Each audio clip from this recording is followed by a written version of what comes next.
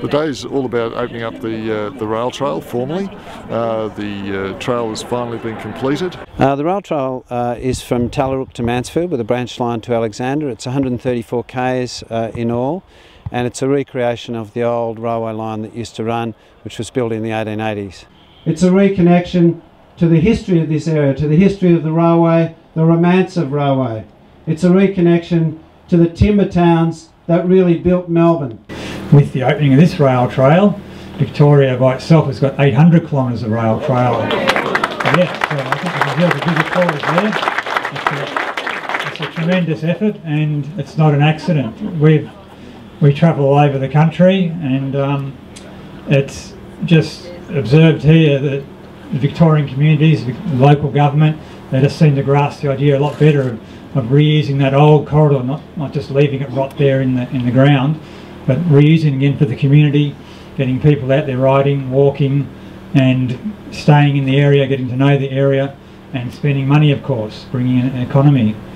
I'd like at the outset to pay my respects to the traditional owners of the land on which we stand and on which the rail trail has been constructed, and to acknowledge the important fact that we are home to the oldest culture on earth, and yet it is producing some, and I know this from my arts portfolio perspective, producing some of the most exciting new art forms on earth. And in many ways that is the significance of culture and learning from culture and renewing it. This is what this rail trail can do too, because it can give respect for heritage, respect for culture. It's a learning process, not just an experiential one. So we committed, I think, in terms of the stimulus money, $120 million alone just in rail trail, bike paths and the like.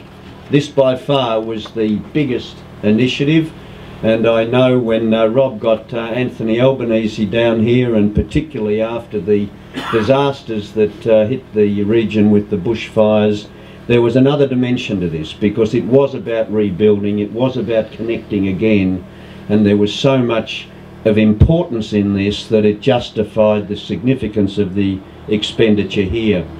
Because whilst we have provided the bulk of the money, it's also true that the state government committed money at the time for the first stage, and so too of the 3 local councils that are represented.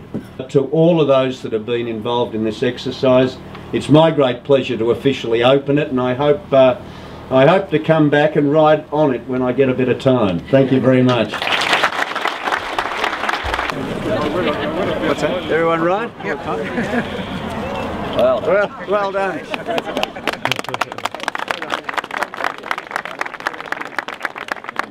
Well, there's concrete pylons under here, but they used to, all these bridges were built in wood, of course, originally, which was a huge feat, you know, across these floodplains. I mean, there's kilometres and kilometres. So this was the original railway? Yeah.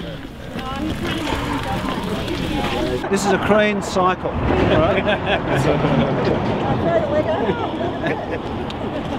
It is about fitness, but it is about regional development, it is about economic diversity, and it's also about appreciation of heritage and the connectivity of the nation.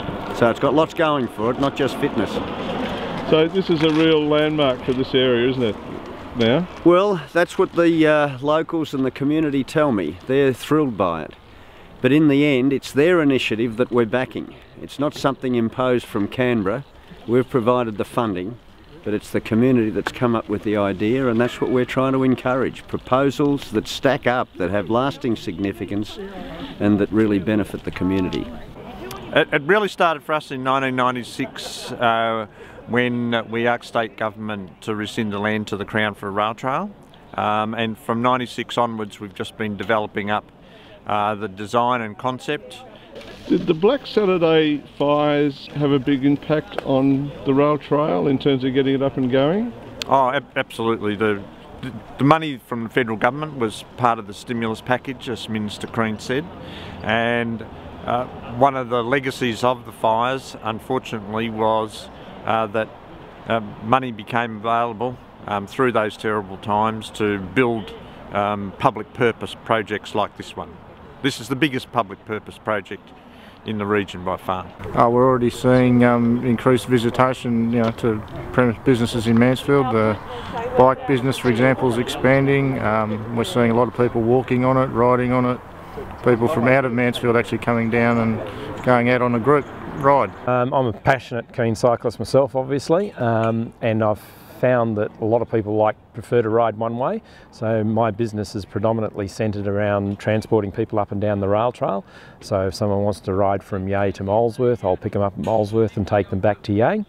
On top of that, I also organise tours for people, so I'll organise the accommodation, bike hire is another service that I operate. You just see the momentum and the number of people that come through and are attracted to cycling, the opportunities that are there for businesses to be established and develop along the rail trail is absolutely phenomenal. If people are riding or walking, or even perhaps riding a horse on the rail trail, they'll be travelling through the longest rail tunnel in Victoria at Cheviot. They'll be travelling over Lake Eildon at Bonnie Doon. They'll be going through rural pasture land. They'll see sheep and cattle along the way. They'll be going through some magnificent geography, some rolling hills and really beautiful scenery.